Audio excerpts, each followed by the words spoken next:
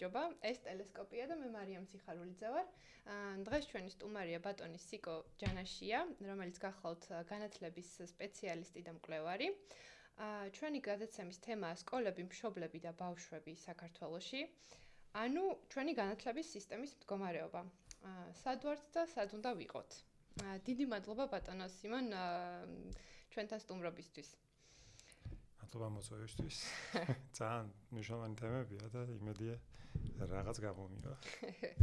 კარგით, მაშინ პირველ შეკითხვას დაგისვამთ. ბევრი ადამიანი ფიქრობს, რომ სკოლამ დღევანდელი ფორმით და მოწყობით თავისი თავი ამოწურა.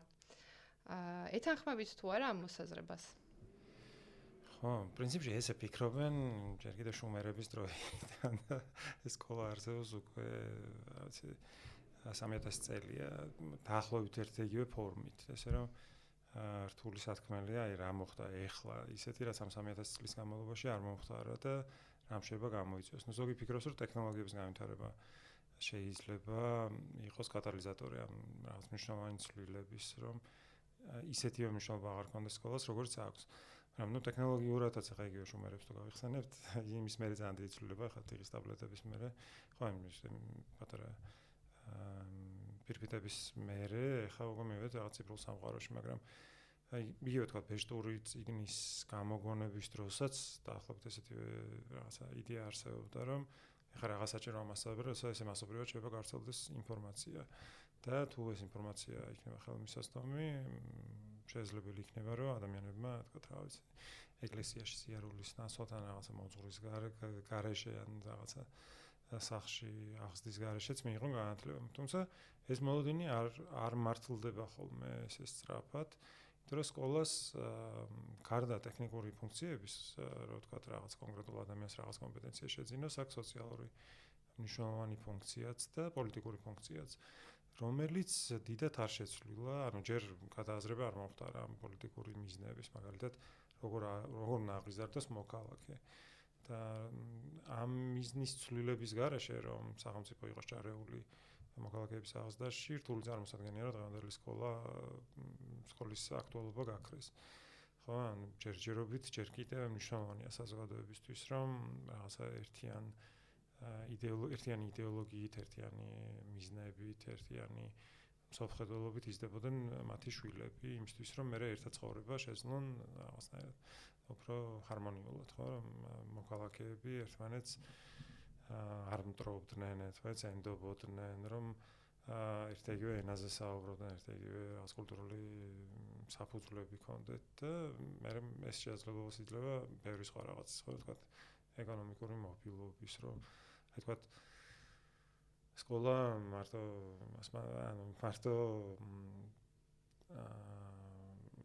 ღირებულებს არ გვივითარებს, ხო, თქვა შესაძლებლობას გვაძლევს, რომ მიუხედავად იმისა, რომ მე გავიზარდე ამ ქვეყნის ამ რეგიონში, შემიძლია სხვა რეგიონში წავიდე და იქ ვიმუშაო და ის ენა გავიგო, რომელზეც იქ დამელაპარაკებიან. აი მაგალითად ინსტრუქციების ენა იქნება ეს თუ ანუ აქ არის ლაპარაკი დიალექტებზე მხოლოდ, აქ არის ლაპარაკი, თქვა ტექნიკურ ენაზე, პოლიტიკურ ენაზე, ხო, რაღაცა არის. თქვა ჩვენ როცა ვიღაცა გვეტყვის ქუჩაში, რომ რა ვიცი, თუ წესიერ არ მოიქცევით, ასტამს აიღებს, ჩვენ ვიცით, საიდან მოდის ეს ტექსტი, კულტურული ტექსტი, ანუ რეფერენსი გვაქვს, ხო, უკვე ვიცით, რომ რაღაცა ერთ-იგივე განათლება გვაქვს და ერთ-იგივე ჯგუფი. იგივე ტექსტს ახლა ეს რომ ვიღაც უთხრა უცხო ქვეყნიდან, ხო, ვიღაც ვერ გაიგებს, ან გესახმებით. როსტევანი არიციან საქართველოს გარეთ დიდად ვინ იყო, ხო? აი დავკონკრეტდები მაშინ, სკოლის არსებობა არ მიგულისხმია, უფრო გულისხმობდი, თუნდაც აი კლასის მოწყობა ისე, სადაც სიტყვაზე 40 ბავშვი ჯგუფდება მხოლოდ ასაკის მიხედვით. აი ეს მოდელი, როდესაც ასაკი არის მხოლოდ განსაზღვრელი იმის მიხედვით, რომ ბავშვები ერთად რატომ სხედან საკლასო ოთახში. ყველას ვტესტავთ ერთი და იგივე ტესტების მიხედვით. ის რაც რა ვიცი, მე მგონი ბოლო 2 საუკუნეა, ან მე-19 საუკუნიდან მოდის, ხო? აი ეს მოდელი ხომ არ მოძველდა კონკრეტულად და რაღაცა ახალი ხომ არ არის შემდეგი, ან ხო არ უნდა ვფიქრობდეთ რაღაც შემდეგზე. იქ მოდელი მოძველდა წველდა მე-19 საუკუნეში, ანუ გამოგონებიდან და ენერგიიდან, მასობრივი გავრცელებიდან ძალიან სწრაფად, ანუ რაღაც იმავე საუკუნეში, როცა გავრცელდა მასობრივად. ამიტომაც მაგალითად ეს რაღაც რეფორმის პედაგოგიკა ძალიან პოპულარული იყო მე-20 საუკუნის დასაწყისში. ძალიან პოპულარული რომ საბჭოთა კავშირის პირველ წლებშიც კი თქვა ამერიკელი რაღაცა დიდი რეფორმატორები, თქვა როგორც ჯონ დიუია, ის ჩამოსული იყო პროექტებით სწავლების პრინციპები რო დაენერგა საბჭოთა კავშირის პირველ წლებში, მაგრამ მე ანუ ეს სულ ხდება წინააღმდეგობა, ხო? მაგალითად, იგივე ტოლსტოის ჰქონდა მსგავსი სკოლა, სადაც ბავშვები ასაკობრივად არ უნდა დაჯგუფებული და არამხოლოდ ეგ, არამედ ეს რაციონალური დროის მართვა, როგორც ეხა არის, ხო, მაინც რაღაცა მონაკვეთი უნდა არსებობდეს დროის და ამ მონაკვეთში უნდა ანუ სტანდარტიზებული მონაკვეთებია, ხო, ყველა გაკვეთილი ტოლია და ეს რაღაცა შესვენებაც წინასწარ არის განსაზღვრული და გრაფიკი არსებობს იმისთვის, რომ მასწავლებლმა შეძლოს მე სხვა კლასში შევიდეს და ხო ეს რაციონალური ნაწილიც არ ქონდა, მაგალითად მასწავლებლებიც, მოსწავლეებს როცა მაშინ მოდიოდნენ, მაშინ რას თუნდა მაშინ სწავლობდნენ და მსგავსი მოდელები ჯერ კიდევ მე-20 საუკუნის დასაწყისში ვითარდებოდა მე-19 საუკუნეშიც ახლა, მაგრამ მე-20 საუკუნის დასაწყისში ძალიან პოპულარული იყო თქვა რაღაც მონტესორის მეთოდი თქვა, მაგრამ დღეს ჩვენთან არის უბრალოდ რაღაც ანომალიური სიტუაცია, რომ იმდენად ცენტრალიზებული და იმდენად ხისტი სტრუქტურა აქვს, რომ ვერ წარმოუდგენიათ, რომ შეიძლება ბევრად უფრო თავისუფალი იყოს იგივე სისტემაც კი. აი მაგალითად იგივე ამერიკის შეერთებულ შტატებში დაწყებითი კლასის მასწავლებელი თვითონ იღებს გადაწყვეტილებას, როდის დაასვენოს ბავშვები და როდის რომელ საგანს ასწავლის. საგანი საერთოდ არ არის, ხო, ანუ წერას, კითხვას, გადმონების მეტყველებას, მათემატიკას. ანუ ესე საგნებად არ არის დაყოფილი დღე, როგორც ჩვენთან არის, როგორ არის რაღაც მეორე კლასელს რო ჯერ ქართულის გაკვეთილი აქვს და მე მათემატიკის და მე უნების და მე რაღაც უცხოენის. ხო, იქ მასწავლებელმა იცის, რომ ბავშვები სკოლაში იქნებიან, თქვა რა ვიცი, დილის 9-დან სიტყვაზე რაღაც პირველ საათამდე და ამ დროში მან ასწავლოს და აასვენოს, ათამაშოს, გააცნოს ერთმანეთი, რაღაც აიყვანოს სხვაგან და ამ დროს იყენებს სხვანაირად. შეიძლება ერთ დღეს გამოიყენოს ისე, როგორც ბავშვებს ჭირდებათ იმ დღეს, არის დაინახოს, რომ ბავშვები დაღლილები არიან. ან ზედმეტად აჟიტირებულები, მეორე დღე შეიძლება სხვანაირად მოიქცეს. თავისუფლება აქვს დამოუკიდებლობა, რომ რაღაცა გადაწყვიტოს. მაგრამ ზედა კლასებში უკვე ეს იცვლება იქაც. ანუ მე საჯარო სკოლაზე ვლაპარაკობ, ხა ამერიკაში თორე კერძო სკოლების დიდი ნაწილი საერთოდ რას თუნდა იმას აკეთებს. კი ბატონო, აი ხოდ მაგ შევეხეთ ამ თემას და დამოუკიდებლობის და ზოგადად პოლიტიკის, განათლების პოლიტიკის ჩვენთან და ერთ-ერთ ინტერვიუში რადიო თავისუფლებასთან ამბობდით, რომ დღევანდელი განათლების სისტემის მდგომარეობა გამომდინარეობს არის წინა გადაწყვეტილებების შედეგი. არის თუ არა გადაწყვეტილებების არ მიღება პრობლემის ნაწილი და ის რომ რაღაც დონეზე ხო უმოქმედობა არის ამ სფეროში. უმოქმედებას გადაწყვეტილება, ხო, ანუ ჩვენ უბრალოდ ვერ მივიღეთ გადაწყვეტილება და იმიტომ კი არ ვართ უმოქმედოები, არამედ სწორედ ეს გადაწყვეტილება მივიღეთ, რომ არაფერი არ გავაკეთოთ.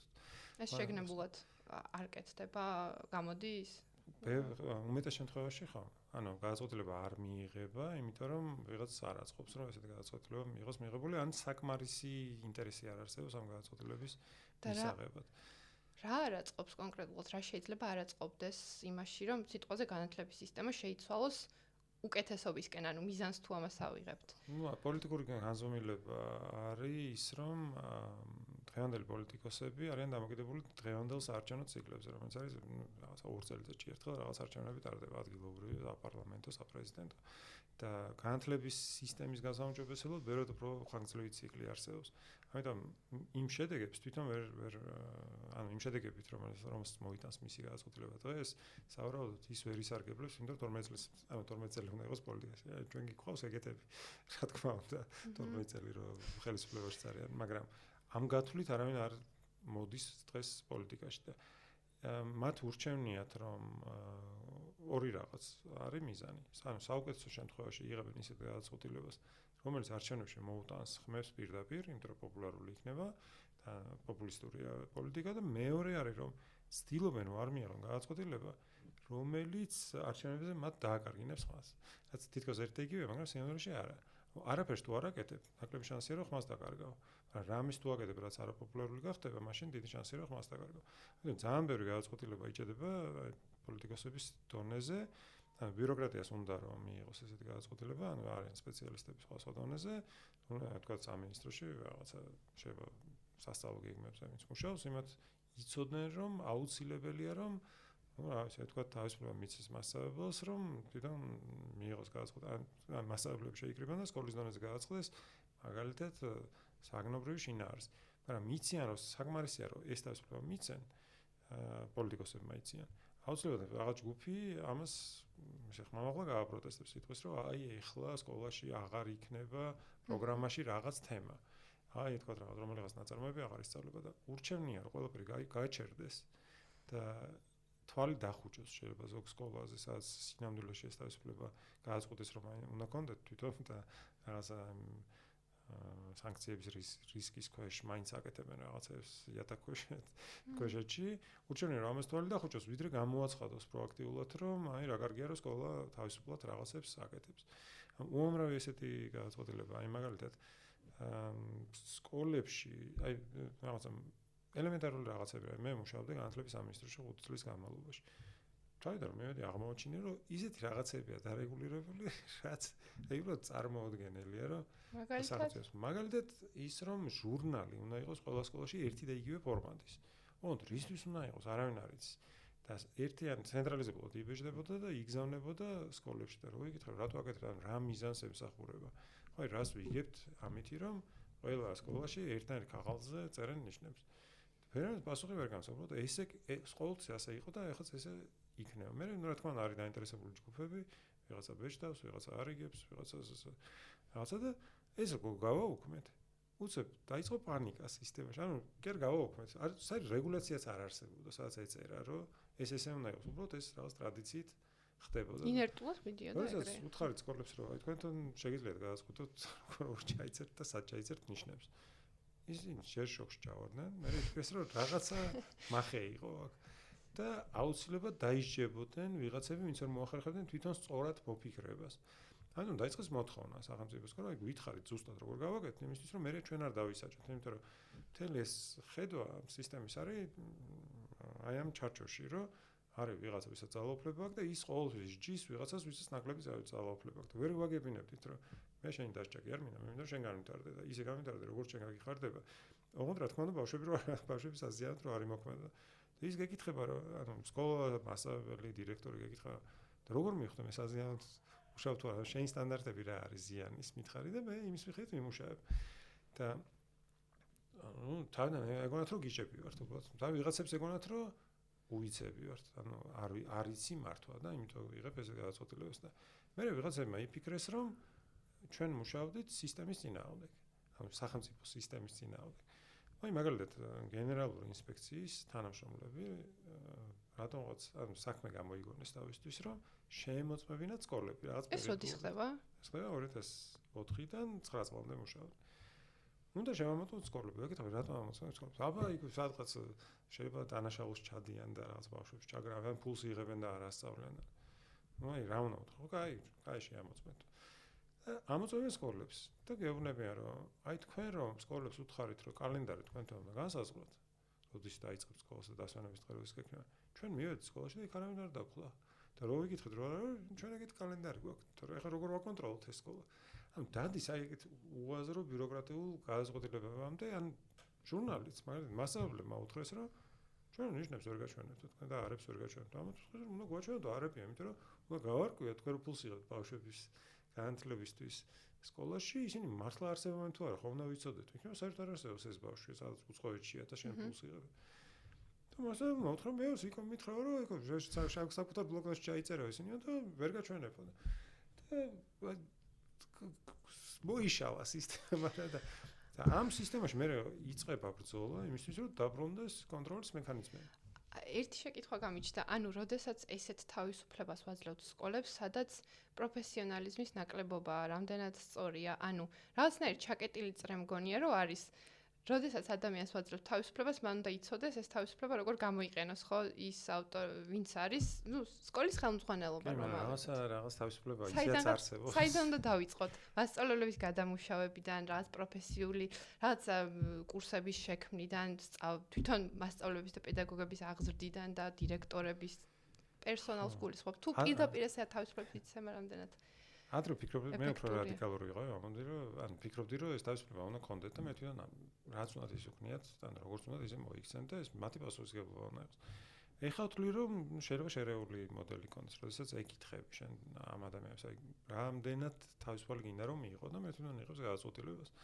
ხო, მაგალითად დავაზობ, რომ აი გინდათ კალენდარი თქვენთან განსაზღვროთ სკოლაში, კი ბატონო განსაზღვრეთ. თუმცა მე გამოვაქვეყნოთ თქო, საჯაროდ, რომ მე ვიღაც ინსპექტორმა იცოდეს, როდის არ უნდა მოვიდეს სკოლაში, ან პირიქით, როდის უნდა მოვიდეს.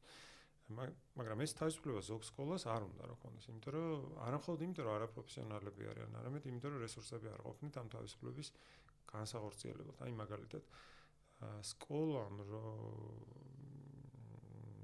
შეისყიდოს რაღაცა, მისთვის საჭირო რაღაცა ისინი, თქვათ ნივთები, თქვათ წარსი თუ მარკერი თუ რაღაცა რეულები და ასე შემდეგ. უნდა დაემორჩილოს რაღაც სახელმწიფოში დაწესებულ შესყიდვების კანონს. ეს შესყიდვების კანონი რომ გამოიყენო, უნდა ყავდეს ამისთვის ფინანსური მენეჯერი, ანუ რეალურად ადამიანი, რომელსაც ესმის ამ კანონის ბევრი სხვადასხვა ნიუანსი. თუ არა და შეიძლება ძალიან მარტივად შენ ერთ დღესაც დაგიჭირონ. იმისთვის რომ გაფლანგე რაღაც თანხები და სკოლას რო ეკითხები რომ გინდა თავისუფლება, შეიძლება გითხრას რომ არ მინდა, იმიტომ რომ ეგეთი ფინანსური მენეჯერი ჩვენ სოფელში უბრალოდ არ არის ფიზიკურად, რომელიც ამას შეძლებდა. და შეიძლება სხვა სკოლა მოგითხრას რომ ფინანსური მენეჯერი კი არის, მაგრამ მომწოდებლები იმდენად ცოტა, აი მაგალითად ჩემ სადღაც ხესურეთში ვერ ამოაქვთ ჩემთან ესეთი რაღაცები. იმიტომ მირჩევნია რომ ვიღაცა მიყიდოს და მე ეს თავისუფლება რომ მე თოღიდულობდი არ მქონდეს. იმიტომ რომ შეიძლება ამითი დავუზოგო რესურსები. ან ძალიან რთული სისტემა, ანუ ვიღაცებს ეშინიათ თავისუფლების, ვიღაცებს უნდათ რომ კონდეთ თავისუფლება, მაგრამ არ აქვს შესაძლებლობები და ზოგი მართლა არაპროფესიონალია. ეხლა არაპროფესიონალისთან დაკავშირებით ესეთი კითხვა შეიძლება დავსვათ, ხო, რომ რანაირად ვანდობთ საკუთარი შვილების აღზრდას იმ ხალხს, რომელზეც ჟურნალის წარმოებას არ ვანდობთ, ხო? რანაირად შეიძლება ესეთი დონის არაპროფესიონალი იყოს. მაგრამ არსებობს მართლაც სისტემები, სადაც ადამიანები და ჩვენი სისტემაც იყო თავის დროზე ეგეთი სისტემა, სამწუხაროდ, როდესაც როცა მასობრივი ხდება განათლება, როცა აი მაგალითად საბჭოთა კავშირის დაწყების პერიოდში, როცა ბევრი სკოლა იხსნებოდა, მე-20 საუკუნის დასაწყისში ძირითადად, მაგრამ ეს გაგრძელდა სხვა შორის დღემდე, როდესაც არ ყოფნის განათლებული ადამიანები სისტემაში, მოგყავს განათლებელი და აძლევს ძალიან მკაფიო დირექტივას, რა უნდა გააკეთოს და მინიმალურ დონეზე რაღაცას ასწავლის ბავშვს. შეიძლება არ იცის როგორ უნდა ასწავლოს, მაგრამ უბრალოდ ასრულებს დირექტივებს, ხო? მე დავუნებრივ აი პირველ გაკვეთილზე ამას გააკეთებ, მეორეზე ამას გააკეთებ, მესამეზე რაღაცა მოაყოლებ, მოუყვები, აი ყველაზე რაღაცა უაზრო განათლების ის რაც არის, ხო, რაღაცა პრინციპი, რომ რაც საკეთებს სტუდი მასწავლებელი, რომ წიგნიდან უყვება ბავშვს, მე ბავშვს აყოლინებს რა წერია წიგნში, ხო? ეს არის მინიმალური დონე, რომ ბავშვს აქვს ინფორმაცია იმასთან დაკავშირებით, რა წერია წიგნში. შეიძლება არაფერი არ ესმის, ვერაფერს ვერ იგებს იქ რა წერია, მაგრამ იცის, რომ რაღაცა საფრანგეთის დედაქალაქი არის პარიზი, გერმანიის არის ბერლინი და ასე შემდეგ. ანუ ესეთ დონეზე რაღაც სასწავლო. მაგრამ ცხადია ამის გვერდზე ხო არსებობს ადამიანებისაც მეტ თავისუფლება აქვს და ამიტომ დიფერენცირება იქნებოდა გამოსავალი. როდესაც ეუბნები ადამიანებს, რომ აი შენ თუ გინდა თავისუფლება, მაჩვენე შეგიძლია თუ რა გამოიყენო ეს თავისუფლება, თუ არ შეგიძლია აგერ არის რაღაცა რეცეპტი, ხო, სკრიპტი რა, რომელსაც მიყვები და არიან ადამიანები, რომელსაც უნდა მისცე მეტ თავისუფლება და არა მხოლოდ ადამიანები, ორგანიზაციები. უამრავი ის არის ბარიერია სკოლის განვითარებისთვის ჩვენ სისტემაში და აი მართლა ეს კალენდარი ხა თქვა შეიძლება სასწილოა თბილისის სკოლისთვის. აი რა თქმა უნდა კალენდრის განსაზღვრა, მაგრამ ძალიან მნიშვნელოვანია თქვა ჯავახეთში სკოლისთვის, იმიტომ რომ იმისთვის მნიშვნელოვანია რომ ბავშვები სკოლას არ აცდრენდნენ, მაშინ როცა თქვა კარტოფილის აღებაში ეხმარებიან მშობლებს. და ურჩევნია რომ კალენდარი თვითონ განსაზღვროს და ის დღეების რაოდენობა რაც არის განსაზღვრული სრულად გამოიყენოს განათლებისთვის, ვიდრე სახელმწიფომ განუსაზღვროს და მე მოუწიოს თვალის დახუჭა იმაზე, რომ ბავშვები არ დადიან სკოლაში. აი უამრავი ესეთი რამ არის, ხო, მასშტაბლებისთვისაც ბევრი ესეთი საკითხი არსებობს და მშობლებისთვისაც მე აი რაღაც დონეზე ჩვენთან რაღაც თავისუფლება, მეტი თავისუფლება არის, ვიდრე ბევრ სხვა ქვეყანაში. მაგალითად, მშობელს ჩვენთან თავისუფლება აქვს, რომ აირჩიოს სკოლა. რომ სკოლაში მიიღოს შვილს. ბევრ ქვეყანაში ეგეთი თავისუფლება არ არის, უბრალოდ ზონებია, ხო და ინგლისშიც. ხო, რა, ზონალური დაყოფა და იმ ზონაში თუ ცხოვრობ, შეგიძლია რომ იმ სკოლაში უნდა წაიღო. ხო. ანუ დაწყებაში უმეტესად ესეა. ზედა კლასებში, თქვა მე-12 კლასამდე უფრო მეტ დაასრულებია ხოლმე, მაგრამ ეს ყველაფერი ეს მე მიბმულია საზოგადოების მოწყობის მოდელთანაც, ხო, თქვა გადასახადები თუ არის ადგილობრივი, მე შენი იხდი შენი ადგილობრივი სკოლის გადასახადს და მე სხვა სკოლა, სხვა უბანში, რომლისთვისაც შენ არ გადაგიხდია გადასახადი, ის არ გიშვებს. და მე ესე იქნება უდანასწორობა და სხვა პრობლემები, რაც ჩვენთან იქნება სხვანაირად. ხო, იქ სხვანაირად აქ. ჩვენი ხას მოწყობიდან გამომდინარე, ცოტა უფრო აი ზოგადი კითხვა მინდა დაგისვათ ამას ჩვენს ჩვენს ხასიათთან დაკავშირებით ესეთი რაღაც ამოვიკითხე ერთ-ერთ თქვენ სტატიაში მგონი რომ განათლება ისეთ წრთნაზე უნდა აკეთებდეს აქცენტს რაც ეროვნულ ხასიათს ესაჭიროებაო და ეს ციტატა არის სერ მაიკლ სედლერი რომელიც განათლების მკვლევარი იყო რა არის ქართული ხასიათი საჭიროებები აი რა არის ჩვენი კონკრეტულად საჭიროება ხო რა არის ქართული ხასიათი ხო ეს პრინციპში არის სულ შეთანხმების საგანი და მუდმივად გადახედვადი რაღაცა ახლა ცალკე სტერეოტიპები რა არის ქართული ხასიათის შესახებ ხო ჩვენ ვართ ხიარულები და ჩვენ ვართ ასე ნაკლებად რაციონალურები, ტემპერამენტიანები, სამხრეთელი ცოტა. ხო, არა მხოლოდ სამხრეთელები, არამედ ცოტა აზიელები, ცოტა ევროპელები, ანუ ცოტა რაციონალურს და ემოციურ შორის გაჭედილები და უფრო ემოციურები ვიდრე რაციონალურები, უფრო კოლექტივისტურები ვიდრე ინდივიდუალისტები, უფრო დღევანდელობაზე ორიენტირებულები ვიდრე გრძელვადიან რაღაცა მიზნებზე და მომავლის პერსპექტივებზე. ანუ ბევრი ესეთი ახლა ამაზე მორგება მაინდამაც კარგი იქნება თუ არა განათლების არ ვიცი მაგრამ რა გვინდა რომ ჩვენი ხასიათი იყოს ეს არის ალბათ მნიშვნელოვანი ხო რომ აი მაგალითად ჩვენ თუ ჩვენი თავის აღწერის დროს გვინდა რომ თქვა რომ აი ქართველები ჩვენ ვართ სამართლიანები მამაცები სტუმართმოყვარეები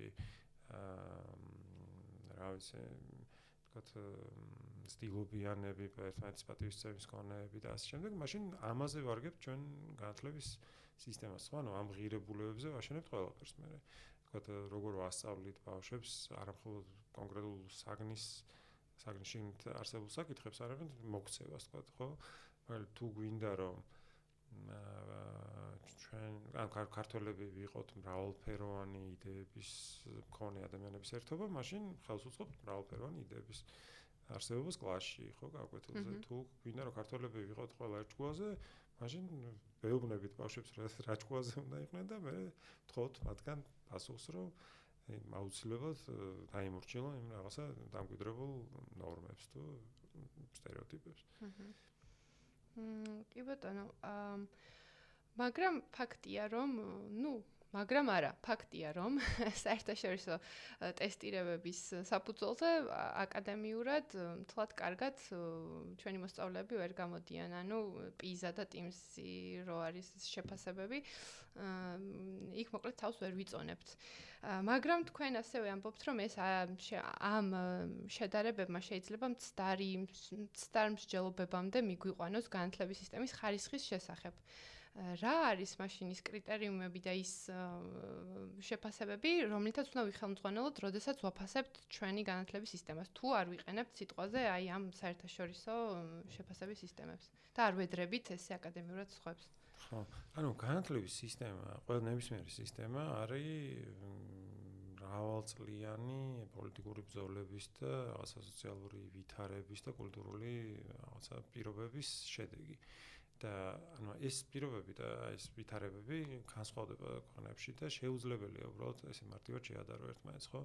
ჩვენ რო ვთქვათ, რომ რაღაცა კომპეტენციები ყველა მთელ სოფლიოში ერთ-ერთი არის საჭირო, აქაც წამსარი ლოგიკა, იმიტომ რომ ხა ჩვენ მაგალითად შეიძლება ჩვენ კულტურაში უფრო მნიშვნელოვანი იყოს, რა ვიცი, ვთქვათ, კომუნიკაციის რაღაც უნარები, ვიდრე ვთქვათ, ანგარიშის უნარები და ამითიც ვთქვათ, მშვენივრად ახერხებდეს ადამიანი საკუთარი ადგილის დამკვიდრებას სოფლიო რაღაც არ ვიცი, იმაში.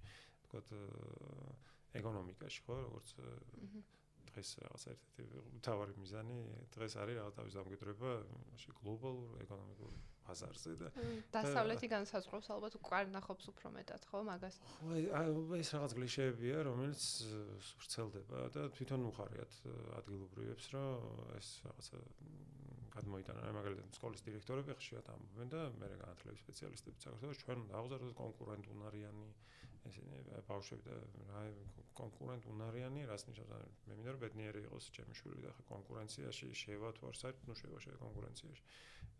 არა ვესთან ხო, კონკურენცია იქნება თანამშრომლობის უნარიანი რო გავზარდოთ, უფრო ჭკვიანური იყოს, ვიდრე კონკურენტ უნარიანები რო გავზარდოთ. შეიძლება შემოქმედებითი ხალხის გახსნა უფრო მნიშვნელოვანი იყოს, ვიდრე ვიღაცას რო უნდა რომ აჯობოს ისეთის.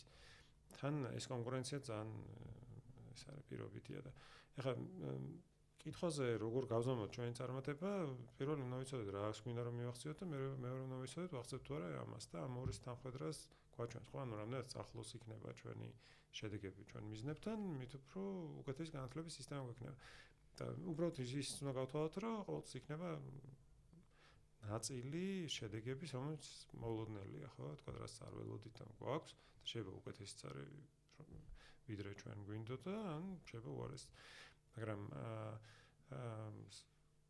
პრობლემაც ეგ არის, რომ ანუ ჩამოყალიბება არის რთული რას, ანუ იმისი ჩამოყალიბება არის თუ რას მინდა რომ მივახციოთ და ისე ჩამოყალიბება რომ მე გაზომა იყოს შესაძლებელი და ეს საზომი მე თავისთავად ხდება მიზანი. ეგ არის პრობლემა ამ საერთაშორისო შეფასებების, რომ იმდენად ავიწროებს მე განათლების მიზნებს, რომ განათლების მიზანი ხდება მართლა ის რომ კონკურენცია გაუწიოს საქართველოს განათლების სისტემა, თქვა რა, სინგაპურის განათლების სისტემას, რომ აჯობოს ჰონგ-კონგს და იმას ფინეთს და ხო და ვერ აჯობებ, იმიტომ რომ იქ სუსხო პირობებია და ანუ შეუძლებელია ქვეყანამ, სადაც მოსახლეობის 1/3 ცხოვრობს სიღარიბის ზღვარს ქვემოთ, აჯობოს ქვეყანას, სადაც სიღარიბე უბრალოდ არ არსებობს. თუმცა, მაგაზე რო ვფიქრობდი, რუსეთში მაგალითად ხო, არ არიან სახარბიელო ეკონომიკურ სიტუაციაში, რა ვიცი, დიდი ხანია, მაგრამ მათემატიკის ოლიმპიადაზე მუდმივად აღწევენ წარმატებას. მათი მოსწავლეები. ოლიმპიადები ძალიან ეს არის სპეციფიკური რაღაცა, იმიტომ რომ შეიძლება უბრალოდ ქსელი კონდეს. ან ოლიმპიადაზე რო გადიან ბავშვები, მათ ყავთ კოუჩები და მთელი გუნდები და ანუ სპორტივით არის, ხო, როგორც ჭადრაკში კარგი შედეგები აქვს, დროს მოჭადრაკეს, მაგრამ ეს იმას არ ნიშნავს, რომ ჭადრაკი ანუ რაღაცა იმდენად ეს არის რუსული სპორტია, რომ მათ პრო ეხერხებათ, ხო, ისე როგორც უბრალოდ აქ არის რამდენად არის გავრცელებული რაღაც კონკრეტული სპორტი, ასე ვთქვა და ეს რაღაცა მათემატიკური ოლიმპიადა. მაგრამ სხვა საკითხია, რომ კარგ ნორმალურ შედეგებს აჩვენებენ წერა-კითხვაშიც. ეს ბავშვები და ნუ ერთი რომ ეს არის შედეგი იმისი, რომ მასწავლებლების ანუ მასწავლებლები ყავთ განათლებული და ასწავლიან რეგულარულად და ნაკლებად აცდენენ ბავშვები და მაღალი მოლოდინები აქვს მშობლებსაც სკოლისგან, განსხვავებით ბევრი სხვა ქვეყნისგან და მეორე არის რომ ანუ ეს თვითონ ეხა მეორე არის ის რომ ჩვენ არ უნდა გვეგონოს რომ მაღალი შედეგები ნიშნავს იმ შედეგებს რაც ჩვენ გვინდა რომ გქონდეთ მაინდა-მაინც ანუ მაგალითად ჩვენ ხედავთ რომ მაგალითად ჩინეთის რაღაც პროვინციებიც აჩვენებს ძალიან მაღალ შედეგებს მათემატიკურ რაღაც უნარებში, მაგრამ ეხა ეს არ არის მხოლოდ სკოლის დამსახურება, არამედ არის მთელი სოციალური სისტემის, რომელიც არის აგებული იმაზე, რომ შენ თუ არ იქნები ძალიან რაღაცა წარმატებული, ან თან მილიარდ ადამიანში უნდა იყო გამორჩეული და არის ძალიან დიდი კონკურენცია, ძალიან ბევრი რეპეტიტორობა, მე ამ სკოლების მიღმა, რომლებიც ამ შედეგებსაც ცვლიან, იგივე თქვა სამხრეთ კორეაში და სხვა. მაგრამ უბრალოდ ამდენად კარგია ეს იმ ახალგაზრდებისთვის ეგ ცალკე საკითხია, იმიტომ რომ სტრესს გულისხმობს ალბათ და განწყობას და მოხდა კურსელები, როცა ამერიკაში სწავლობდნენ, რომელიც მიყვებოდნენ იმისთვის, რომ შანსი ქონოდათ, რომ მაგალითად ეგეთი განათლება მიიღოთ, რომ წასულიყო საზღვარგარეთ და იქ ესწავლათ, მათ უწევდათ მთელი კვირის განმავლობაში, 24 საათის განმავლობაში მეცადინეობა. იმისთვის რომ ჩაებარებინათ ტესტებზე, რაღაცა მაღალ კურსებზე. ანუ ეჩვენებათ ეს მაღალი შედეგები, იმიტომ რომ მათ უნდა მოიგოთ კონკურენცია, რომელიც ჩვენ არის დაგვესიზრება, ხო? ჩვენ ახლა წარმოგიდგენთ, ჩვენი მოსწავლეები, რაღაცა 55,000 თუ 60,000 ბავშვი ამთავრებს ყოველ წელს და ისინი მათი ნაწილი, სადაც 30,000 მოსწავლე აბარებს 40,000 ადგილზე უნივერსიტეტში და იქ შეიძლება იყოს მილიონი ადამიანი იგივე რაღაც 40,000 ადგილზე. აი, იგივე ამერიკის შეერთებულ შტატებში ის ერთ-ერთ უნივერსიტეტში მაჩვენეს ტესტირების შედეგები ჩინელებს ჰქონდათ, ყველას ჰქონდა 100% მათემატიკაში. და ამბობდნენ, რომ უბრალოდ ვეღარ ვარჩევთ, იმიტომ რომ მათ შორის განსხვავებას ვეღარ ხედავთ, იმიტომ რომ ყველას აქვს უმაღლესი სკოლა. და ეს მიიღწევა რაღაცა უზომო სტრესის და მშობლების, მარტივად ვთქვათ, ბავშვობა მათ არ აქვთ. მათი ბავშვობა შემოიფარგლება სკოლით და რეპეტიტორით. და კვირას შუადღის მერე, აი ეს ბიჭები მიხსნიდა, რომ კვირის შუადღის მერე, კვირა დღეს შუადღე რომ მოვა, იმის მერე შეიძლება ცოტა დრო მქონოდა თამაშის. ისე თუ იცით, კმაყოფილება და ბედნიერება თუ გაუზომავთ, აი ქვეყნებს შორის მოსწავლეებში და თუ არის, აი სიტყვაზე ჩინეთში ახლა განსაკუთრებით რა ვიცი, დასტრესილებად გრძნობენ თავს, იმიტომ რომ ეგეთ კულტურაში იზრდებიან და ცხოვრობენ და ეს არის მათთვის რაღაცა ნორმა. მაგრამ ერთ-ერთი ყველაზე ბედნიერი ჩვენ ახლა ბედნიერები სოფლიოსი არის სკანდინავია და ისე ვთქვათ ჰოლანდია და ამის სტრესის გარეშეც ბედნიერები არის, ხო? ანუ ბედნიერები არიან იმით, რომ დაცულები არიან, არ სჭირდებათ ამ ყველა კონკურენციის პირობებში, ხო? ანუ სოციალური დაცვა აქვს ძალიან მაღალი. ანუ თავს არ გრძნობენ ჩინელების კონკურენტებად და ამიტიც არ არის დასტრესილები, რასაც ჩვენი მასწავლებლები ასწავლიან ბავშვებს, ჩვენ ჩინელ ბავშვს უნდა აჯობო მათემატიკის ოლიმპიადაზე იმისთვის, რომ ერთ წახვიდე მასაჩუსეტსის ტექნოლოგიურ უნივერსიტეტში და მართლა ჯერათ ამათ, რომ იმათ მოუგებენ.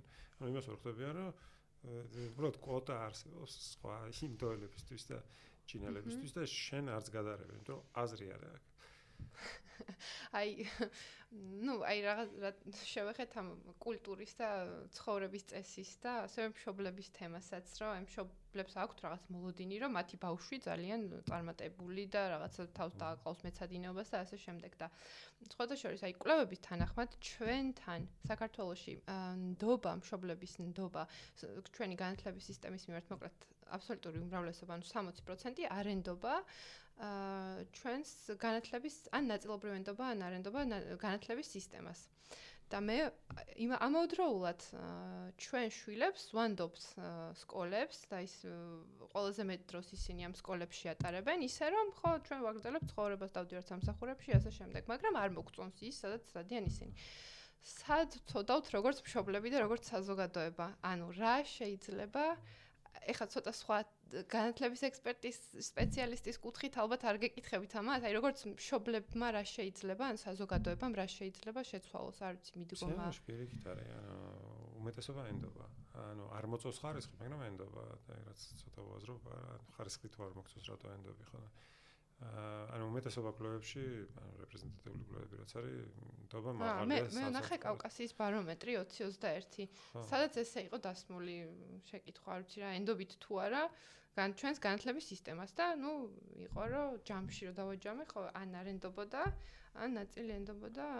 აჩინე როგორ დააჯამებს. მაგრამ ხო, ანუ რო არ ენდობი რას აკეთებ, ხო? ამისთვის და ახლა ჩვენთან პრობლემა არის ის, რომ არამხოლოდ არენდობი არსებულ სისტემას, არამედ არენდობი შენ იმის შესაძლებლობას, რომ ეს ამ სისტემაში შეიძლება შენ რაღაც პოზიტიური შეიტანო, როგორც მშობელმა.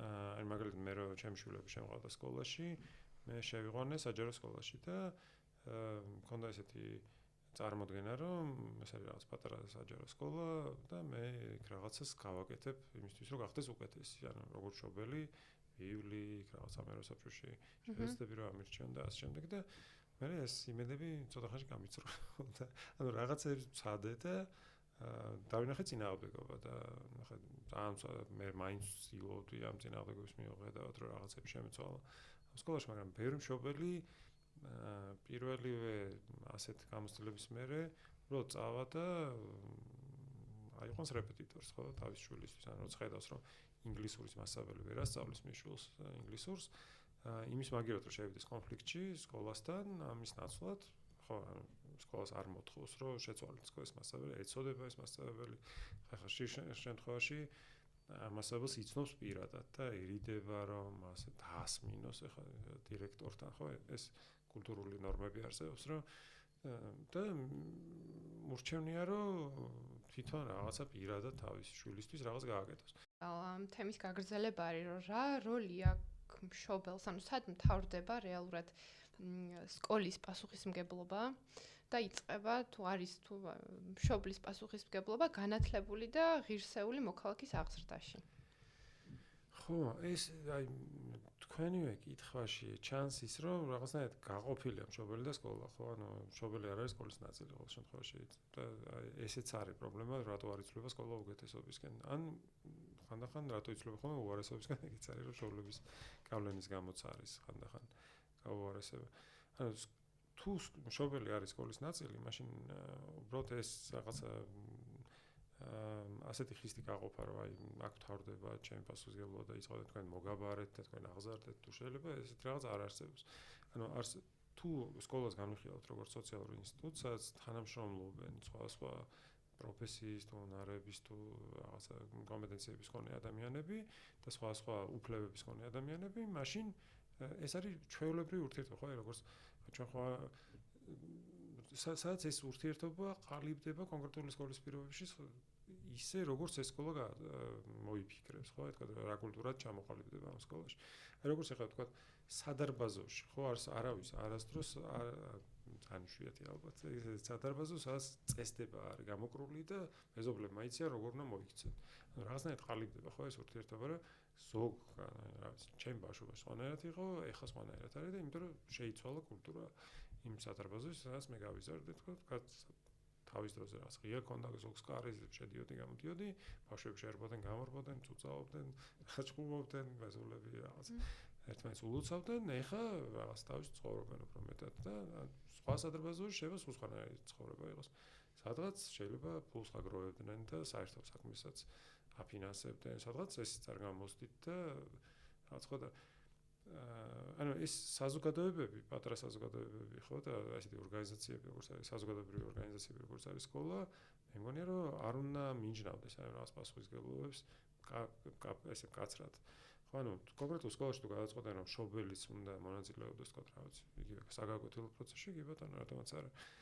ან თუ ზოგიერთ სკოლაში თვლიან რომ მშობლები აი მაგალითად ჩემი შვილები დადიოდნენ რაღაცა პერიოდის განმავლობაში ამერიკულ სკოლაში კალიფორნიაში, სადაც მშობლები ან ბევრი მშობელი იყო, რომელსაც რაღაცა იმაში იყო შოუ ბიზნესში ჩართული და მაგალითად სპექტაკლებს მშობლები დგავდნენ ბავშვებთან ერთად. სკოლაში ზეიმებს რო ეძახიან ჩვენ და ხო მოდი იყო რაღაცა 100 კაციანი სპექტაკლი, მთელი რაღაც რადიო აღჭურვილობით და ასე შემდეგ და მუსიკას თვითონ წერდნენ, იმას რა ქვია, პიესებს თვითონ წერდნენ ბავშვებთან ერთად და ასე შემდეგ. ანუ ისინი მათთვის სკოლა იყო საკუთარი რაღაცა ჭიის გახარების ადგილი და ანუ ისინი ცხოვრობდნენ სკოლაში, ისე როგორც ცხოვრობენ იმ უბანში და იმ ქალაქში და იმ რაღაცა ადგილობრივ მაღაზიასთან როგორც ურთიერთობენ, ისე ურთიერთობს იმ თავის სკოლასთანაც. მაგალითად, ჩემი გერმანელი მეგობარი ლაიფციგში ყოველ ზაფხულს მიდიოდა და სკოლას ყებავდა თვითონ თავის შვილის საკლასო ოთახს ყებავდა. ჩვენთან ბავშვებს რაღაცა ტუალეტი რო დაალაგებინო სკოლაში, იწყება ისტერიკა, რომ ბავშვებს ჩაგრავენ, მათ ჩვენი პასუხისმგებლობა არ არის ტუალეტის დაალაგება. ჩემ ბავშვობაში მაგალითად ჩვენ ვალაგებთ საკლასო ოთახებს. მორიგეობა ქონდა კლასში და რჩებოდ ბიჭები, გოგოები, ყველა რჩებოდით და ვალაგებდით. და ეს ითვლებოდა, რომ არის აღზრდის ნაწილი. ისე როგორც ჩვეულებრივი ამბავი იყო, რომ მშობლები შეიძლება ექსკურსიაზე წამოსულიყვნენ და რაღაცა ხო დავალებულიც არ ქონდათ, ხო უხაროდათ ვიღაცა მანქანებით მოგდოდა ხოლმე გვისრინალები, მამები და ხო, რაღაცა ისეთი შეგრძნება რჩება, რომ თითქოს სკოლა ის ადგილია, სადაც იუაპარკინგებთ ბავშვს და მერე მოლოდინი გვაქვს, რომ ის თავისით რაღაცა კარგი, ღირსეული, განათლებული ადამიანი დაგვიბრუნდება მაშინ, როდესაც სინამდვილეში არ მოგწონს, რაც იქ ხდება ამ სკოლაში და ნდობაც ბევრს არ აქვს, ხო? უმეტესობა სკოლებს ესეა. მე გამონაკლისებიც არსებობს, აი მაგალითად ვალდორფის სკოლა თბილისში, სადაც მშობლები და ბავშვები ერთად ზეიმობენ, რაღაცებს ვთქვათ, გაზაფხულის დადგომის რაღაცა დღე და ერთად ემზადებიან, ერთად აკეთებენ რაღაცებს, ხელნაკეთ ნივთებს, ერთად ანუ როგორც საზოგადოება ისე ცხოვრობს და არა როგორც სერვისი, რომელსაც ყიდულობ და მე გავალებ და რაღაცა დაკვეთა, დამკვეთით და შემსრულებელი ესე არ უყურებენ. და მაგალითად სკოლაც იმართება როგორც საზოგადოება, ხო, იკრიბება ეს ხალხი, ერთად ხდებიან და იღებენ გადაწყვეტილებას, ჭოობენ. მაგალითად იგივე ეს გერმანული სარეფორმო პედაგოგიკის სკოლები გერმანიაშიც არსებობს, სადაც ბავშვები იღებენ ყველა განწყობილებაში მონაწილეობას, ანუ კენჭისყრა, წილისყრა ხდება,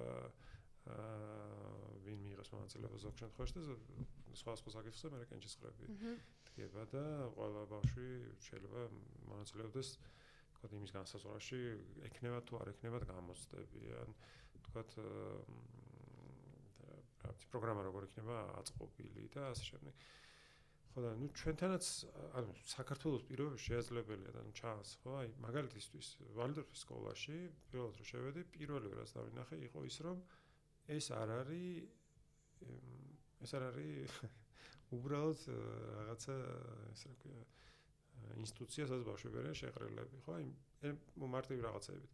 მაგალითად მაშინ კორიდორში იყო მისი პალტოების ჩამოსაგებებელი. და ესეთი რაღაც რატო არ არის სხვა სკოლებში, ხო? იმიტომ რომ ეშინიათ რომ ჩამოაგდებს, ანუ როგორც საზოგადოება არ ცხოვრობს და უპატრონო დატოვებულ ნივთად აღიქმება ის რაღაცა და მე ის რო დაიკარგოს, მე რა ვქნათ, ვის პასუხისმგებლობა იქნება, ანუ როგორც საზოგადოება არ მუშაობს. ნუ შენ რო კერძო სკოლებში ნაკლებად არის შეიძლება რაღაცა პრობლემები რაც საჯაროში. კერძოშიც არ არის ესეთი რაღაცები, ხო? ესე მაგალითად უფროს კლასელი ბავშვები, უმცროს კლასელი ბავშვებისთვის ხატავენ წიგნებს.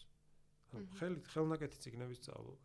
და ის ბავშვი სრულწლიანად უყურებს ხო თავის სახელმძღვანელოს, ვიდრე საჯარო სკოლაში. საჯარო სკოლაში ვერც ხვდება ბავშვი რამდენი რამე აკლდება იმისთვის, რომ ესეთი ყურადღება არ აქვს, როგორც აქვს მაგალითად ვალდორფის სკოლაში. ხო, შეიძლება ვალდორფის სკოლას სხვა რაღაცა პრობლემები აქვს, თქვათ, ანუ თვითონ მოდელის თვალსაზრისით, მაგრამ აი ესეთი ტიპის გადაწყვეტილებები, ხო, ძალიან ამდიდრებს საზოგადოებრივ მხარეს სკოლის და სკოლა აღარ არის მე ეს რაღაცა საწყობი ბავშვების ან ქარხანა რაღაცა უბრალოდ სახლში სწავლებას მინდა შევეხო. ამერიკაში, ნუ იქ თავისი პრობლემები აქვთ საჯარო სკოლებში და სკოლებში ზოგადად და ამ ბოლო დროს არა, ბოლო 30 წლის განმავლობაში თუ არ ვწდები, სულ უფრო პოპულარული ხდება სახლში სწავლების პრაქტიკა. და აი ცოტა ამის ანალიზი მაინტერესებს, აქვს თუ არა მას აზრი. და კარგია თუ ცუდი. ამერიკულ სისტემაში ამ სახლში სწავლების მსურველების მნიშვნელოვანი ნაწილი არიან იდეოლოგიური განსხვავების მქონე ხალხი. ანუ ის ხალხი, ვისაც არ ჯერა საზოგადოებრივი ცხოვრების, რომელშიც ცხოვრობს უმეტესობა საზოგადოების წევრების. აი ჩვენ და სექტანტებს რო ეძახიან. და არ არიან კმაყოფილები. ანუ მათ არ უნდათ რომ მათი შვილები გაიყვნენ სკოლაში და ანუ გაიყვნენ არა რაღაცა მაინც ანუ მორალურად რო არ გაიყვნენ და არის სწავლან ისეთი რაღაცები, რაც მათთვის არის მიუღებელი, ხო? სხვა შეშ ჩვენთან მე ვიცნობ ადამიანს, რომელიც საბჭოთა კავშირის დროსაც კი სახლში იღებდა განათლებას. ანუ მათმა მშობლებმა გადაწყვიტეს, რომ საბჭოთა სისტემას დაუშვებელს არ მიაბარებდნენ, იმიტომ რომ რეპრესირებული შეიძლება და მაშინ არ ვიცი როგორ მოახერხეს ეს, მაგრამ ფაქტია, რომ სახლში სკოლაში არულია არასდროს. და ანუ ამართლებს რა თვალსაზრისით, ხო? ანუ ამ მიზნის მისაღწევად რომ არ გაიყვნოს ბავშვი შეიძლება გაამართლოს. აკადემიური მოსწრების თვალსაზრისით მაინც დიდი მიღწევები არ აქვს. ანუ რაღაცა განსაკუთრებულად კარგად სწავლდნენ, ესე არ არის. არ არის? ერთი არის რომ ანუ როგორ შეიძლება ეს შევაფასოთ, ხო? ანუ აკადემიური მინისტრების თვალსაზრისით, აი მაგალითად ჩვენთან კერძო სკოლებსაც არ აქვს მაინც კარგი შედეგები. საჯაროსთან შედარებით? საჯაროსთან შედარებით. ხო და ანუ თუ ესე ძალიან მარტივად შევადარებთ, კერძო სკოლების კურსები, აი მაგალითად იქ ამ საერთაშორისო შეფასებებში, ან ნებისმიერ ქართულ შეფასებაში, ხო, ეთქოთ, მისაღებ გამოცდებზე ან კვლევებში, უფრო მაღალია ვიდრე საჯარო სკოლების. მაგრამ რატო? იმიტომ რომ შერჩეულები არიან ეს ბავშვები რაღაც სოციალურ-ეკონომიკური სტატუსის მქონე ოჯახებისგან, ხო? განათლებული მშობლები ყავთ, მეტი რესურსები აქვთ, რომ თქვა დამატებითი რაღაც თქვა წიგნები ქონდეთ, ინტერნეტი აქვთ, ბიბლიოთეკა, მოგზაურობენ, დამატებითი მასწავლებლები და ასე შემდეგ. მაგრამ იგივე სოციალურ-ეკონომიკური ჯგუფის ბავშვებს როცა ვადარებთ საჯარო სკოლაში, მათ შორის დიდი განსხვავება არ არის კომპეტენციების შორის. და ამ შინსწავლების ისე რა ქვია შინსწავლებით დაინტერესებული მშობლების უმეტესობაც არის განათლებული ადამიანები. და ისინი თვითონ ეხმარებიან თავის შვილებს და ამ შემთხვევაში ამართლებს ასე ვთქვათ. მაგრამ მაგალითად იგივე მეთოდით როცა მშობელი სახლში ასწავლის ბავშვს და თვითონ არა განათლება, აი მაშინ უკვე ცუდად არის საქმე. აი მაშინ უკვე სკოლის დანაკლისი უფრო მნიშვნელოვანი ხდება, ვიდრე სხვა შემთხვევაში იქნებოდა. ასე რომ სკოლას განსაკუთრებული მნიშვნელობა აქვს იმ შემთხვევაში, როდესაც ოჯახს არ შეუძლია იგივეს გაკეთება, რასაც სკოლა გააკეთებდა. და ეს არის საფრთხილო ასეთ სისტემების მასობრივად დანერგვის დროს. და რამდენადაც ვიცი, სისტემა, განათლების სისტემას თავაზობს, თუ ქვეყანაში არ არის აკრძალული შინსწავლება, თავაზობს პროგრამას და რის მიხედვითაც მშობელი ხელმძღვანელობს და რის მიხედვითაც ასწავლის ბავშვს, ან თვითონ მშობელი იღებს პრინციპში თავის თავზე მასწავლებლის როლს. ჩვენთანაც არ არის აკრძალული შინსწავლება. უბრალოდ არ ხდება. უბრალოდ ცოტა იყენებს, ან ზოგიერთი გამოდის რომ შინსწავლობს, იმიტომ რომ რეგულაციებს მიღმა არის მისი განათლება. მაგალითად, საქართველოში არსებობს სკოლები, რომლებიც არ არის აკრედიტებული სახელმწიფოს მიერ და ხშირ შემთხვევაში ეს არის ძალიან ისეთ პრესტიჟული სკოლები, რაღაც უცხოური პროგრამებით და ამ სკოლაში ბავშვი რო ირიცხება, ის საქართველოს განათლების სისტემის პერსპექტივიდან ის სწავლობს სახლში. ანუ არ სწავლობს არც ერთ სკოლაში, მაგრამ ის სკოლას არ აღიარებს. და რამე ვალდებულება აქვთ ისე? ხო და თეორიულად მან სოციალური მუშაკი უნდა ჩაერიოს, მივიდეს ოჯახში, უნდა კითხოს, იღებს თორემ ის შვილი ნამდვილად განათლებას და უნდა დაადასტურებინოს ბავშვს ის რომ ის ნამდვილად იღებს განათლებას. ამისთვის არსებობს ექსტერნის ფორმით განათლების დადასტურების ის ანუ ეს არის ტესტირებები. შენ შეგიძლია საერთოდ არ იარო სკოლაში, წლის ბოლოს მიხვიდე, ჩააბარო გამოცდა. ხო, ანუ ბევრი ბავშვი იყენებს ამას ბოლო წლებში. ანუ არ დადიან სკოლებში, ეხლა უფრო და უფრო მეტი ბავშვი აკეთებს ამას. 12 კლასში არ დადიან სკოლაში და მე აბარებენ ექსტერნის გამოცდას, რომ პირდაპირ ის დრო და რასაც უნდა გაეყოთ სკოლასა და რეპეტიტორს შორის, მხოლოდ რეპეტიტორთან დახარჯონ და გამოცდებს ისეც აბარებენ. და სახელმწიფო ახლა ცდილობს რომ შეზღუდოს რაღაცნაირად ეს რაოდენობები. აი სოციალურ უნარებზე რამდენად მოქმედებს შინსწავლების მეთოდი. არის, იმიტომ რომ მოწინააღმდეგეები ხშირად ხაზს უსვამენ სწორედ მაგ არგუმენტს, რომ გარდა იმისა, რომ სკოლაში ვიძენთ რაღაც აკადემიურ ცოდნას, ის არის ადგილი, სადაც სოციალისტებით და ვსწავლობთ როგორ ვიყოთ, როგორ ვიმოქმედოთ საზოგადოებაში და როგორ ხო, ეგ პრობლემა არის, ხო, ან თუ ბავშვებთან ურთიერთობის გამოცდილება არ გაქვს, მაშინ ვერ ყალიბდები ისე როგორც ჩამოყალიბდება ის ვინც ყალიბდება ისე რომელსაც აქვს ურთიერთობა. ანუ ამისი, თქვათ, ალტერნატივა ახლა შინსწავლების არის კიდე დისტანციური სწავლება. რომელიც თლად შინსწავლება არ არის, ხო, როცა სწავლობ დისტანციურად რომელიღაც სკოლაში. ან შერეული პრაქტიკაც ხო არის. ზოგ დღეს სახლში ატარებ და სიტყვაზე 2 დღე შეგიძლია იარო. დისტანციური შერეული, მაგრამ უკვე საქართველოში არსებობენ ბავშვები, რომლებიც ამერიკულ სკოლებში სწავლობენ, ამერიკაში ონლაინ. და საქართველოში აღარ სწავლობენ. ხო და ეხლა ძალიან ირევა ეს ყველაფერი და ამიტომაც არის საჭირო მაგალითად სკოლების გადააზრება, იმიტომ რომ საქართველოს განათლების სისტემა უკვე კონკურენციაში მართლა შედის ამ რაღაცა გლობალურ ქსელთან, იმიტომ რომ მაგალითად იგივე იმაზე უმაღლეს დონეზე ხო სულ უფრო და უფრო მეტი შესაძლებლობა არის დისტანციურად მიიღო ხარისხი, თქვათ რაღაც ბაკალავრიატი დაამთავრა, მაგისტრატურა საზღვარგარეთ და სახელმწიფო ზღუდავს არ აღიარებს დისტანციურად მიღებულ განათლებას. ანუ სახელმწიფო ორგანიზაციაში ვერ დასაქმდები მაგ განათლებას, იმიტომ რომ სახელმწიფო ამას რომ მე არ მჯერა. ანუ ოქსფორდი რო ქონდეს დამთავრებული დისტანციურად არ აღიარებს და ვთქვათ ახალციხის უნივერსიტეტი რო გაქვს დამთავრებული იმას აღიარებს. რა საინტერესო. ხარისხი რო ქონდეს მოპოვებული, სიტყვაზე ოქსფორდის ხარისხი მაინც არ აღიარებს. არ აღიარებს. საქართველოშიც კი ზღუდავს, რომ საქართველოს ქონდეს დისტანციური პროგრამა. პანდემიის მერეც არ აღიარებენ საინტერესო. კი, ერთი წლის მერე, პანდემიის მერე მაშინ როცა სრულად აშკარა იყო რომ დისტანციური განათლების აღიარება დაიწყონ, სპეციალურად შემოიღეს რეგულაცია, რომელიც ამბობდა რომ დისტანციური განათლება ჩაითვლება მხოლოდ ისეთი პროგრამა, რომელიც განხორციელებულია საქართველოს ტერიტორიაზე. რაც არის აბსურდი. ხო, რა საინტერესო. ხო, ვფიქრობ რა შეიძლება. ხო და ანუ ეს არის ხანდახან არის ხოლმე ძველი შიშების რაღაცა გამოძახილი, ეკო არის ეს ახალი რეგულაციები თუ ძველი რეგულაციები არ ვიცი. მაგალითად 2005 წელს შემოვიდა ერთიანი ეროვნული გამოცდები. ეს იყო რაღაცა ძალიან მნიშვნელოვანი ცვლილება განათლების და არა მხოლოდ განათლების სისტემაში, პოლიტიკურ სისტემაშიც და კორუფციასთან ბრძოლის საკითხებში. და იმისთვის რომ ამას საფრთხე არ შექმნოდა, ამიტომ ჩაკეტეს ამ დისტანციური განათლების საკითხი დააკონსერვეს. იმიტომ რომ ბევრი მიდიოდა რაღაც ოთახებში, რომელიც იყო თბილისში გახსნილი და ის ოთახი გთავაზობდა დისტანციურ განათლებას სხვა ქვეყანაში, თქვა კიევის უნივერსიტეტში ან ბაქოში ან სხვა და რეალურად ეს ნიშნავდა, შენ იქ მიდიოდი, ფულს აძლევდი, ისინი გაძლევდნენ ცნობას, რომ შენ დისტანციურად იღებ განათლებას და მე შენ გადმოდიოდი იმ უნივერსიტეტიდან ნაკაუნ უნივერსიტეტში. ანუ არ დადიოდი არსად. ანუ რაღაცა ისე გამოგონილი. ისე ხო რაღაცა დისტანციური პროგრამა, არაფერს არ სწავლობდი და უბრალოდ ეს იყო შანსი, რომ ერთიანი ეროვნული გამოცდების გვერდის ავლით შესულიყავი საქართველოს სისტემაში და ეს ხრელი რომ ამოევსოთ, საერთოდ ამოქოლეს ანუ პირდაპირ გალავანია აუშენეს და მას მერე არაფერი არ შეცვლილა. იმის მერე იცავენ ამ სისტემას და ხან რას გამოიგონენ, ანუ ეს მუდმივი კონკურენცია იმ მსურველებს შორის, რომ გამოცდების გარეშე შევიდნენ და ამ რაღაცა გამოცდების სისტემის დამცველებს შორის და მაგალითად რაღაც პერიოდში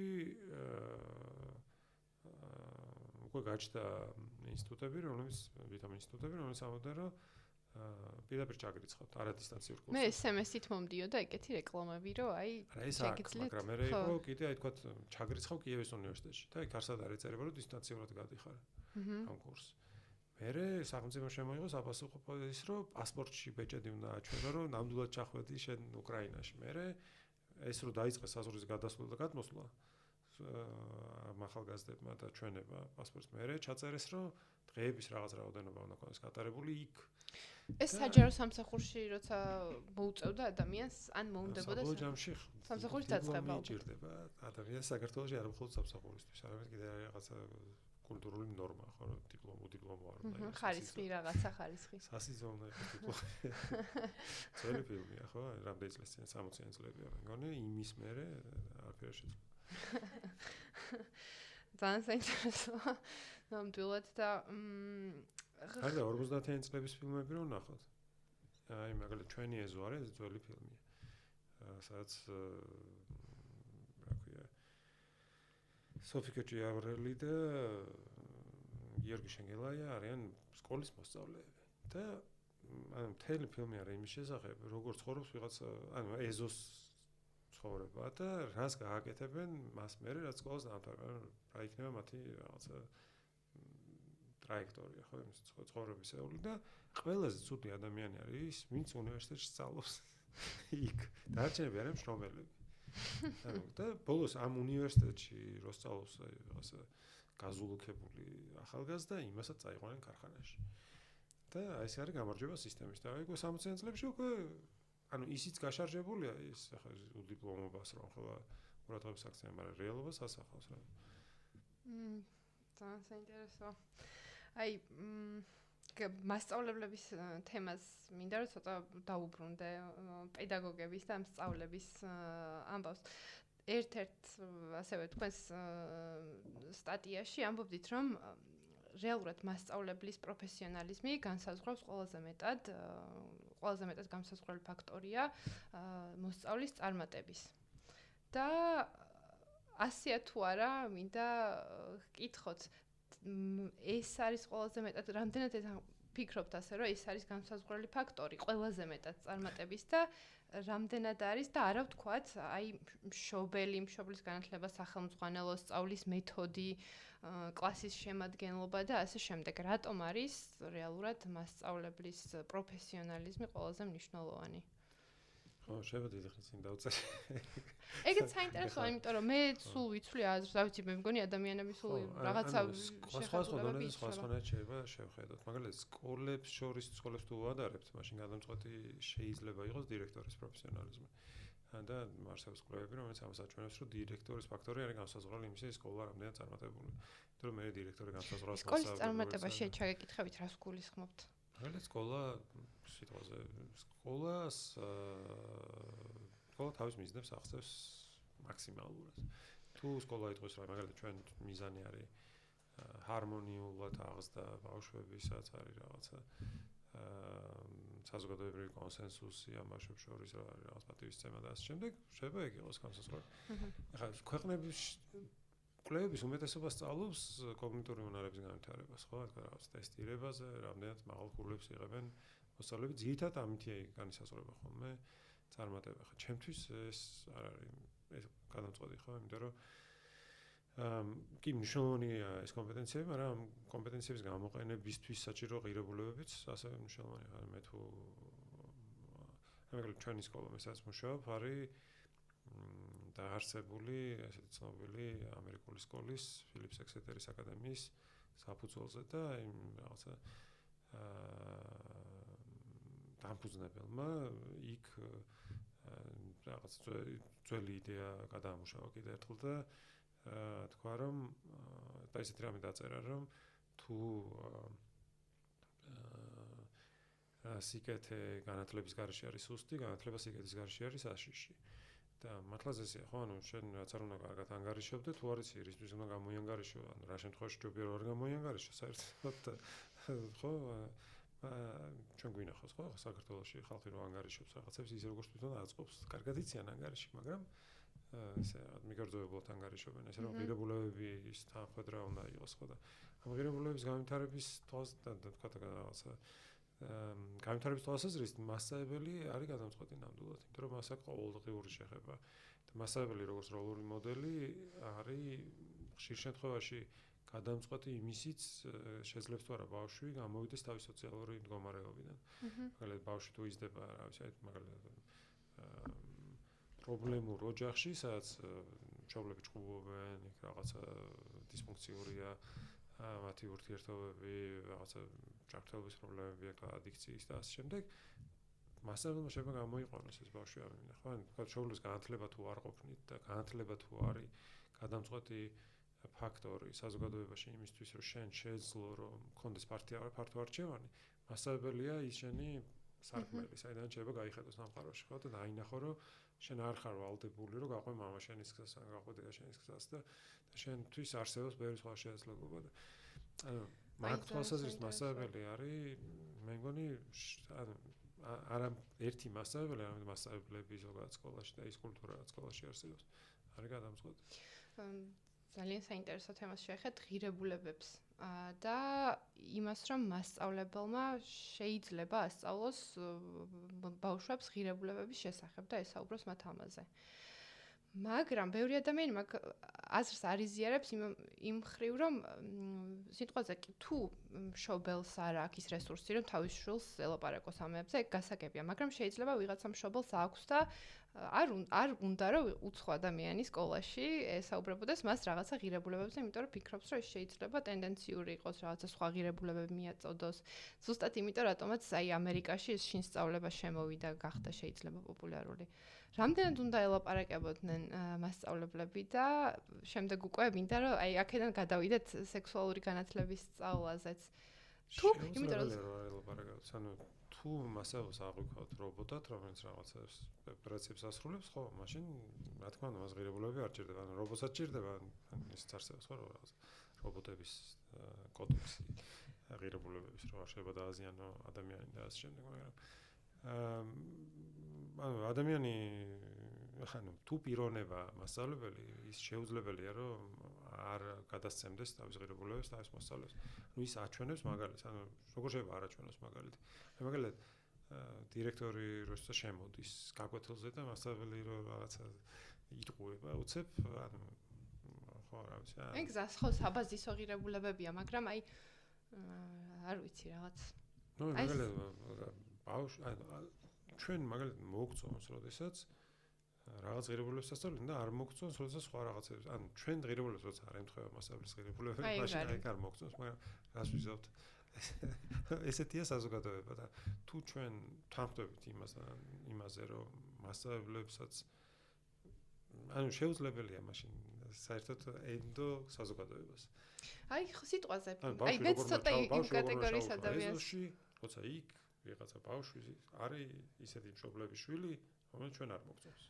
აი მოცემულობაში, ჩვენს მოცემულობაში საქართველოში სიტყვაზე მე ცოტა იმ კატეგორიის ადამიანს ვეკუთვნი, მე ჯერ სკოლის ასაკის ბავშვი არ მყავს, მაგრამ წარმომიდგენია, რომ არ მომინდებოდა, რომ სკოლაში არც ვიცნობ იმ ადამიანს კარგად ვიღაცა ელაპარაკებოდეს ღირებულებებზე.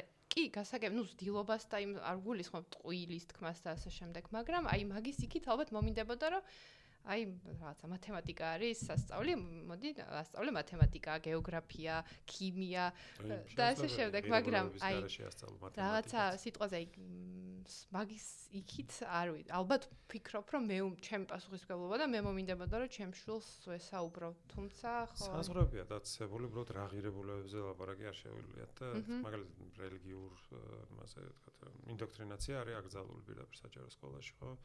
ანუ ეს საზღვარი არის გავლებული ხო პოლიტიკურზე ჩვენთან სამწუხაროდ რაღაცა დათქმა არსებობს რომ პოლიტიკაზე არ უნდა ესაუბრონ მასწავლებლები მაგრამ მე მგონია რომ ესეც შეცდომაა ან ზოგადად აკრძალულიც არის პოლიტიკური ორიენტაცია ქონდეს სკოლას ანუ წარმოგიდგენთ ეს რო გავდეთ რაღაცა ქართული ოცნების სკოლები და ნაციონალური მოძრაობის სკოლები და ეს და პატრონები მე ჯარისკაცებად დროს დიდე და რაც კიდე მე სხვა სკოლები გაჩნდება კიდე პატრიოტთა ალიანსის აკადემია და ასე შემდეგ და ეს აკრძალულია პირდაპირ კერძოში და შეიძლება ანუ რელიგიური შეიძლება რომ კერძოში იყოს ანუ პირდაპირ შევლეთ რომ კონდეთ რელიგიური სკოლები ამიტომ ესეთი დათქმები არსებობს რომ აი თქვა რაღაცა ღირებულებებზე არ ველაპარაკებით ну აი რა ვიცი თქვა ოჯახთან დაკავშირებულ ღირებულებებზე აი მან უკვე არის ხოლმე პრობლემა ხო რომ აი სქესობრივი განათლება რომ ავიღოთ ხო მაგაზე არის სულ კამათი რომ აკრძალვა არის პრობლემა სქესობრივი განათლების თუ პირიქით დაშვება და მაგის სწავლება აი რას ფიქრობთ ამაზე რომელია პრობლემა მე მგონი პრობლემა არის ის რომ საზოგადოება რადგან ვერ თარხდება ამიტომ არის აკრძალული ანუ უბრალოდ იგნორირებულია ეს საკითხი სისტემის მიერ ანუ პროაქტიულად არ მუშაობს იმაზე, რომ დაინერგოს ეს სწავლება იმ ფორმით, რა ფორმითაც მისაღები იქნება საზოგადოებისთან, რომ რაღაც ფორმით შეიძლება მიუღებელი იყოს და ამაში გასაკვირი არაფერი არ არის. ინტეგრირებული არის რაღაც საკითხები თუ სწორად? ბიოლოგიაში არის რაღაც საკითხები და საზოგადოებაში კიდე სხვა რაღაცებია, მაგრამ ანუ გაფანტულია, ცალკე საგანი რომ შემოიღო, საქართველოში მოხდება რევოლუცია. კი, თვითონ სიტყვიდან გამომდინარე ისე ნერვიულობს ხალხი ამ თემაზე, რომ მაგალითად თავის დროზე მე სამინისტროში მუშაობდი სკოლების ბიბლიოთეკებისთვის ვარჩევდით წიგნებს და 100 წიგნი გავუგზავნეთ ყველაზე ღარიბი სკოლების ბიბლიოთეკებს და მათ შორის ერთ-ერთი იყო იმაზე რაღაცა სექსუალურ აღზრდასთან დაკავშირებული რაღაც ცნობილი ფსიქოლოგი ფრანგის დაწერილი სიყვარულის ანაბანა ერქვა და ისეთი ისტერიკა იყო, რომ მე ინტერნეტში მწერდა ხალხი, რომ შემხვდი უნდა მოკლა და ეს რაღაცა. დაეწერა ხო არ გახსოვთ, უბრალოდ მაინტერესებს. როგორ ხდება ბავშვი? და რამდენი ნებისმიერ ბავშვს მიუწვდებოდა ხელი თუ ანუ სკოლის ბიბლიოთეკისთვის იყო, ანუ და ჩვენ და უბრალოდ იმ ხელა ეს იყო კულტურული აცნენა იყო კომისიას და ბენეფიციარებს შორის ეს ტექნიკური ტერმინებით რო თქვა. უბრალოდ ამბობ ვერ წარმოედგინათ, რომ ისინი ესე განიცდიან. YouTube-ზე დევს გადაცემა იმ დროინდელი 2007 წლის ამბები. და იქ ჩანს, მაგალითად დირექტორი ყვება, რომ ეს წიგნი ზემოთა თაროზე აქვს შემოდებული, რომ ბავშვებმა ვერ დაინახონ. და ცხენია. და ეს ჟურნალისტის, რომელიც პროვოკაციას აწყობს იქ იმისთვის, რომ ხალხი გაართოს ამ გადაცემაში, ეს მიდის ბავშვებთან და აჩვენებს წიგნს და ის ბავშვები ანუ ნახატებზე ლაპარაკი. აჰა. ხო და აი მაგალითად ხდება ვერც მიხვდე რომ ესეთი რეაქცია ქონდეს იმდენად შეიძლება განსხვავებული იყოს შენი ღირებულებები და სხვების ღირებულებები ერთმანეთისგან. ნუ ადგილობრივი კონტექსტი. მაგრამ არა მხოლოდ ასეთ რაღაცა სენსიტიურ თემებზეა ხო? აი მაგალითად მასწავლებელს მახსოვს მასწავლებლების ჯგუფს ხვდებოდი და ლაპარაკობთ იმაზე შეიძლება თორე წყალი დალიოს ბავშვმა გაგვეთულზე. და გაგიშნენ მასწავლებლები როგორ შეიძლება წყალს ავდეს გაგვეთულზე? ვის გაუგია? დისციპლინა. ანუ ეს არის მათ წარმოდგენით წყლის დალევა არის რაღაცა არ ვიცი რაღაცა მოთხოვნილებების დაკმაყოფილება ისე როგორც არის კვება რაღაცა თვალის სიარული და ასე შემდეგ და მისი ადგილი არ არის რაღაც წმინდა ადგილას რომელიც არის გაკვეთილი და ჩემს სრულად წარმოუდგენელი იყო ესე შევხედო ამ პროცესს რომ რაღაც საკრალური ისინი არის ადგილები და აქ შეიძლება ჭამო იქ შეიძლება და პირველად მეც მიკვირდა თქვა აი მე ამერიკის უნივერსიტეტში ხა მიგვერდა სუპის უნი რო დადგება უცებ ლექციაზე და ვიღაცა რო იწყებს ჭამას. ხო, ანუ ესეც ხა ჩემ სტუდენტებმა რო დაიწყო, შეიძლება ხა მეც ვიფიქრე რომ ნამეტანია ხა ლობიო ჭამ. რა ქვია ლექციაზე. ხაჭაპური არ აუშავს, ხო? ანუ რაღაც საზღვრები არა, პირობითობა რა ესეც რა, ანუ რაზეც შეთანხმდებით. მაგრამ როგორ კეთდება ეს საქმე, ესეც არის ხოლმე ძალიან მნიშვნელოვანია. მაგალითად, იყო ესე ძალიან საინტერესო პროექტი ქალთა ორგანიზაციის ქუთაისიდან და სახელმწიფო შეიმუშავეს და სახელმწიფო შეიმუშავეს აი რაღაც სქესობრივი აღსტასთან დაკავშირებით. შეიმუშავეს საპატრიარქოსთან ერთად. და საპატრიარქოს თავისი რაღაც ისინი ქონდათ იდეები რა შეიძლება იყოს და რა არა.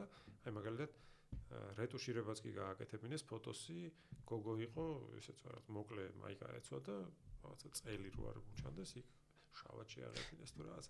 მაგრამ როცა დაესწრენ გაკეთებს და ნახეს რომ არაფერი საშიში არ ხდებოდა და ხო ანუ არგუმენტი ერთ-ერთი ძირითადი არის ესეთი რომ ისე მოხდება მისი სწავლება რაც მიუღებელი იქნება ან ერთი მხრივ მიუღებელი იქნება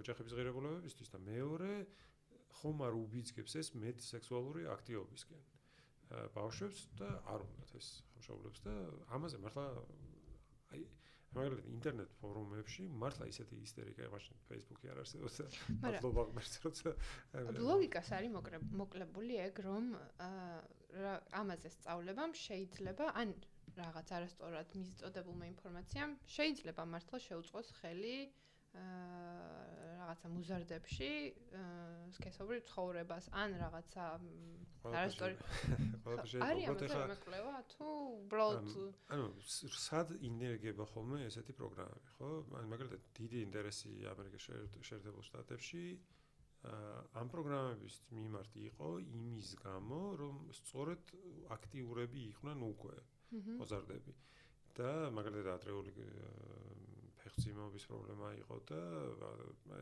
ანუ მოზარდები რომლებიც ფეხმძიმდებიან ძირითადად თქვა რაღაცა აფროამერიკელების ჯგუფებში მე ისინი კარგავენ შანსს რომ მიიღონ უმაღლესი განათლება ანუ კარგავენ შესაძლებლობას რომ უფრო მაღალი შემოსავლები ქონდეთ მე მამები აღარ მუშაობენ და ასე შემდეგ ანუ ბევრი პრობლემა არის მე სოციალური დაკავშირებული ამასთან მე ბავშვების დიდი ნაწილი იზრდება რაღაცა ხო დედასთან ამ დედებს ბევრი შვილები ყავთ და ასე შემდეგ და ამიტომ სხვა მოცემულობა ქონდათ მიზანი მათი სხვა იყო ჩვენთანაც არის პრობლემები რომელიც შეიძლება გამოადგეს ვიღაცას დასაბუთებისთვის რატომ არის მნიშვნელოვანი ხო მაგალითად ჩვენთანაც არის რაღაც თქვა აბორტების რაოდენობა არის მაღალი იმაზე მეტი ვიდრე თქვა ბევრ სხვა ქვეყანაში ან ადრეული ქორწინების პრობლემებიც არის საქართველოში და ასე შემდეგ მაგრამ ხო ანუ აქედან გამომდინარე მაგალითად ვენერიული დაავადებების რაოდენობა არის მაღალი და ანუ ხო და თუმცა მე მგონია რომ ერთადერთი გზა არ არის სკოლაში შეტანის იმისთვის რომ რაღაცა მსგავსი პრობლემებიც გადაიჭრას ხო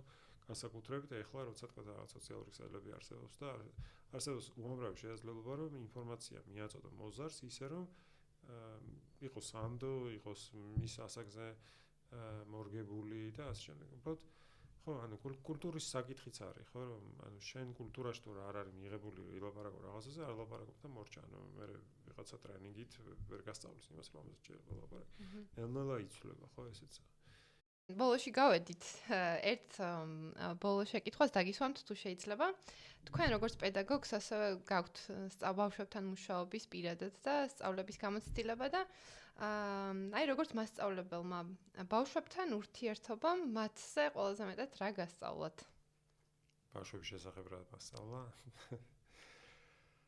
უფ არც ვიცი რამდენი რამის მოყოლა შეიძლება ხო საინტერესო კითხვაა